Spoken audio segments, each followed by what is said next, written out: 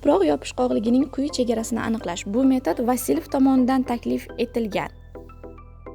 Bu metodni aniqlashda balanserli konus asbobidan foydalaniladi.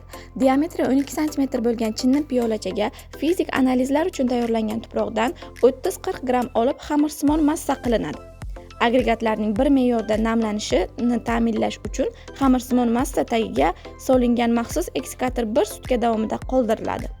Ertasi kuni xamirsimon massa yaxshilab aralashtirilib, maxsus alyuminiy stakanga solinadi.